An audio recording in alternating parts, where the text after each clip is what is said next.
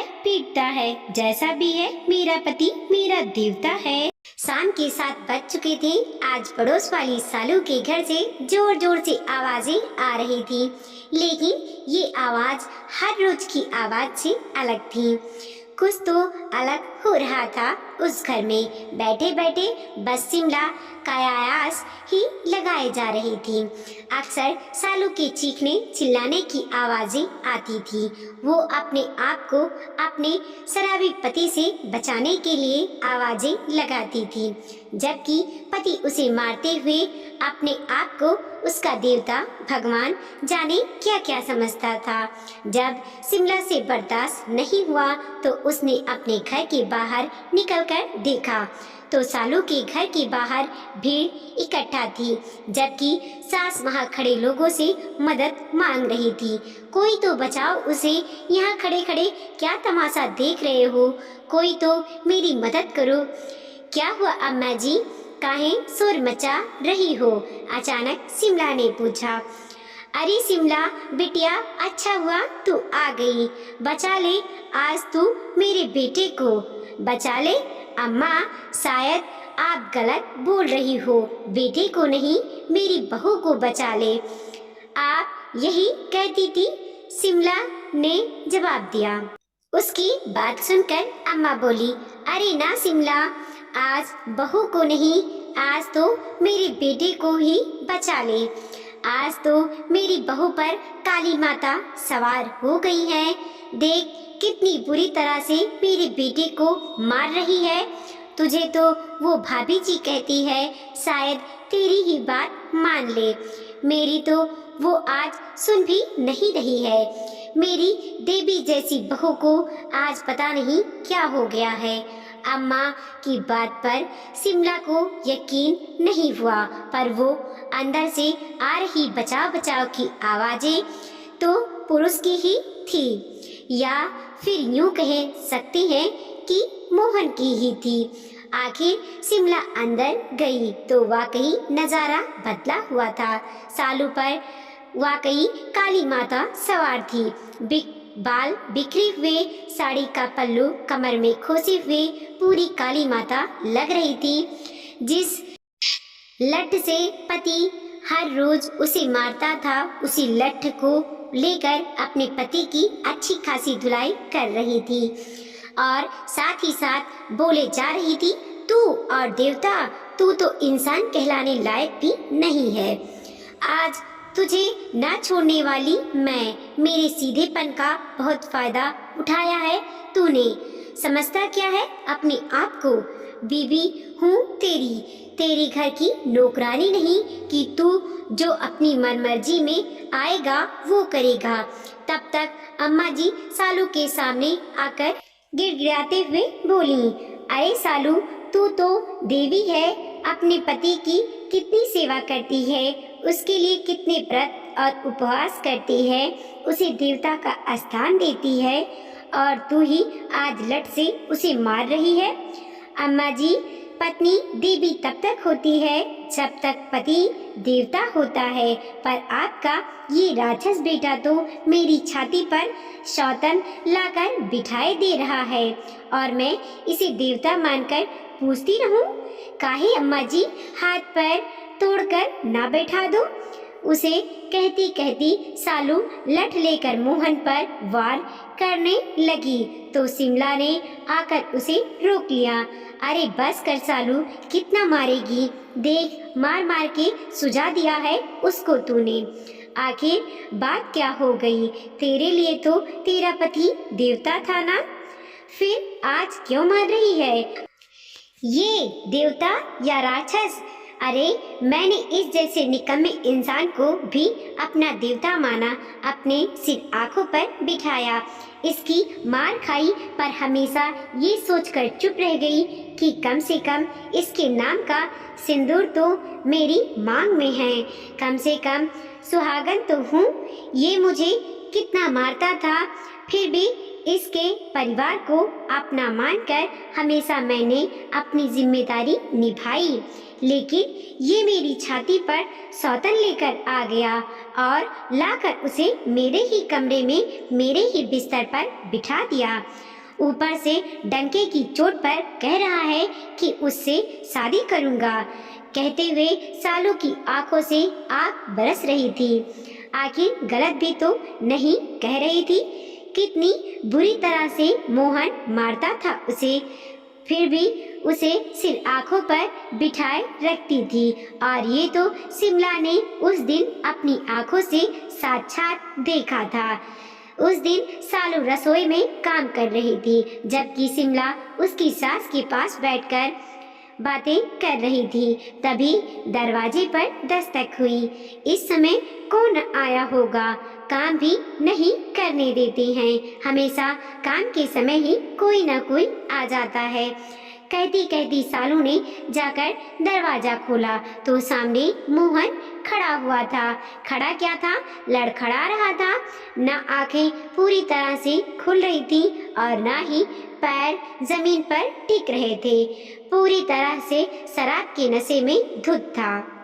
उसे देखते ही सालू बोली, अरे इतनी शराब क्यों पीते हो तुम? खुद के पैरों पर भी खड़े नहीं रह पाते। तुझे क्या पता, अरे मेरे दिमाग में कितनी टेंशन है। मोहन अपनी लड़खड़ाती जुबान से बोला, टेंशन तो मुझे भी होती है। राशन की टेंशन, बच्चे के स्कूल की टेंशन, घर के काम की टेंशन, सास की तबीयत की टेंशन, ऊपर से पति शराब पीता है उसकी टेंशन। तो तुम्हारी तरह क्या शराब पीकर टल्ली हो जाऊं, जो बस बहाना कर दिया कि मेरे दिमाग में कितनी टेंशन है। बड़बड़ाती हुई सालू मोहन को सहारा देकर घर में ले आई। चुप कर, कोई अपने देवता से ऐसे बात करता है? याद रख, तेरी मांग में मेरा सिंदूर है, पति हूँ मैं तेरा देवता। सालू ने चुप रहना ही ठीक समझा और मोहन को बाहर वाले पलंग पर लिटाकर वापस रसोई में आ गई और उसके लिए पानी का ग्लास लेकर आई। बस यही बात मोहन ने पकड़ ली। क्यों री, मुझे बस पानी पिलाएगी? तू आदमी बाहर से कमाकर थका हारा घर आया है तो बजाय उसे खाना खिलाने के पानी पिला रही है तू। कहते कहते मोहन ने उसके हाथ से पानी का गिलास लिया और जोर से जमीन पर फेंक दिया। ये देखकर अम्मा जी बोली, अरे रोटी बना ही तो रही है, 2-5 मिनट बैठ, वो रोटी लेकर आ रही है। अम्मा बीच में मत बोल, काहे 2-5 मिनट बैठूं? इस घर में इसे रोटी बनाने के लिए ही तो लाया हूँ, मुफ्त की रोटी खिलाने के लिए नहीं। अम्मा की बात सुनकर मोहन भड़कते हुए बोला। यह देखकर शिमला तो वहाँ से जाने को हुई, पर इतने में मोहन लट उठाकर सालू को पीटने लगा। शिमला तो ये देखकर हक्की बक्की रह गई, जबकि अम्मा जी उसे अपने बेटे के कोप से बचाने की कोशिश करने लगी तो उसने अम्मा को ही धक्का दे मारा, एक तरफ कर दिया। किसी तरह सालू ने भागकर रसोई का दरवाजा अंदर से बंद कर लिया, लेकिन मोहन वो तो रसोई के दरवाजे को ही पीटे जा रहा था, जबकि शिमला ने कभी अपनी जिंदगी में ये सब नहीं देखा था, तो उसे समझ ही नहीं आया कि वो क्या करे। आखिर थक हार कर मोहन खुद ही पलंग पर आकर गिर गया। थोड़ी देर बाद जब शांति हुई तो सालू ने खुद ही दरवाजा खोल दिया।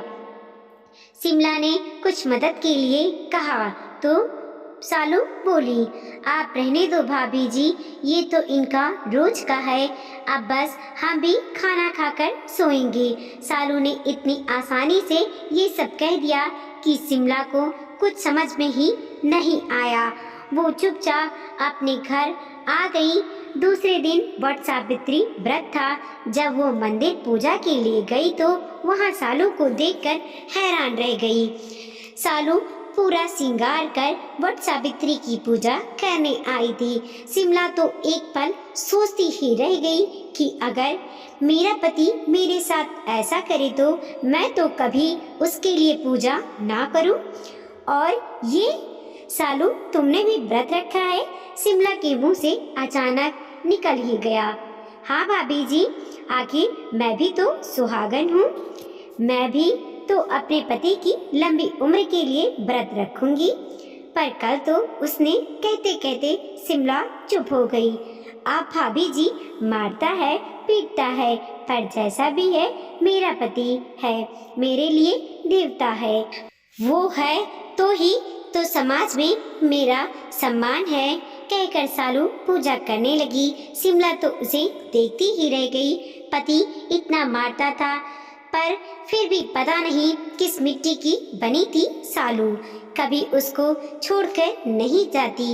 एक दो बार उससे पूछा भी, तब पता चला कि बचपन में उसके सिर से पिता का साया उठ गया था। माँ को दुनिया से लड़ते देखा था उसने, तरह तरह की ताने सुनते देखा था उसने। लोगों की गंदी नीयत किस तरह से उसकी माँ को कचोटती थी वो भी देखा था उसने। परिवार वाले किस तरह से मुंह फेर लेते हैं वो भी देखा था उसने। बस तब से मन में यही विचार धारण किए बैठी थी कि जब तक पति है, चाहे कैसा भी हो, मान सम्मान तो है। आपकी मांग में सिंदूर है तो किसी की बुरी नजर आपको नहीं कचोटेगी। बस इसीलिए अपने पति को देवता मानती थी। खुद एक फैक्ट्री में काम करती थी, लेकिन सुबह भी घर का पूरा काम करके जाती और वापस आकर घर के काम में लग जाती। अम्मा जी से जितना मदद होती वो कर देती। शादी के 5 साल हो गए थे। एक 3 साल का बेटा भी था, जो अक्सर ये सब तमाशा देखकर डरा सहमा सा रहता था। पर मोहन इस तरह से करेगा किसी को यकीन नहीं हुआ। सालू के लिए सौतन लेकर आ गया। इतने में अम्मा जी बोली, क्या सोचकर लाया रे तू उस लड़की को इस घर में? याद रख, अगर तूने उससे शादी की तो तेरा इस घर से दाना पानी उठ जाएगा। कहा, काहे अम्मा, वो मुझे पसंद है, मैं तो उसी से शादी करूंगा। मोहन बेशर्मी की तरह अपने घावों को मलता हुआ बोला। पर अब की बार सालों से पहले अम्मा बोली, कर, बिल्कुल कर, पर आज के बाद तू मेरा बेटा नहीं और इस मकान पर तेरा हक नहीं। अम्मा, तू मुझे मेरे ही घर से निकाल रही है? मोहन हैरान होते हुए बोला, अरे तेरा काहे का घर? ये घर तो तेरे बाप ने खरीदा था, इसीलिए इस पर मेरा हक है। अब तुझे जैसे फकीर के साथ वो शादी करना चाहती है तो कर, मैं अपनी बहू के साथ रह लूंगी। जा निकल यहाँ से।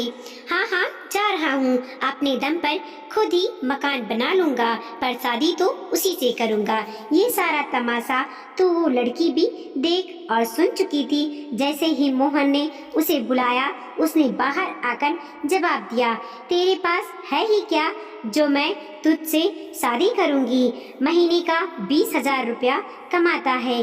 अब ना तेरे पास कोई प्रॉपर्टी ना कुछ, मुझे अपनी जिंदगी बर्बाद थोड़ी ना करनी है, मुझे तो माफ कर। वो हाथ जोड़ते हुए मोहन को छोड़कर भाग गई। उस लड़की के इस बर्ताव से मोहन को करारा झटका लगा, पर अब जाए तो जाए कहाँ। उसने पलटकर सालू की तरफ देखा तो सालू ने कहा, ना, अब मुझे देवी बनने का शौक नहीं है। अम्मा ने मेरा साथ दिया है तो मैं अम्मा का बुरा नहीं चाहूंगी। तुझे इस घर में रहना है तो अम्मा का बेटा बनकर रह, पर इज्जत के साथ रहना है। अब मुझसे उम्मीद मत करना, कहकर सालू अपनी बेटी को लेकर अंदर चली गई। मोहन उसी घर में रहता है, पर अब सालू से इतना ज़्यादा तवज्जो नहीं देती है। एक दो बार शराब पीकर घर में घुसकर हंगामा करने की कोशिश की थी तो सालू ने उसे पुलिस के हाथों पिटवा दिया। अपने आप मोहन को अकल आ गई कि पत्नी अब उसे देवता नहीं इंसान ही समझती है। वीडियो को लाइक कीजिए, कमेंट कीजिए और अपने दोस्तों के साथ जरूर शेयर कीजिए। चैनल पे नए हैं प्लीज़ सब्सक्राइब कीजिए और देखते रहिए मोटिवेशनल स्टोरी।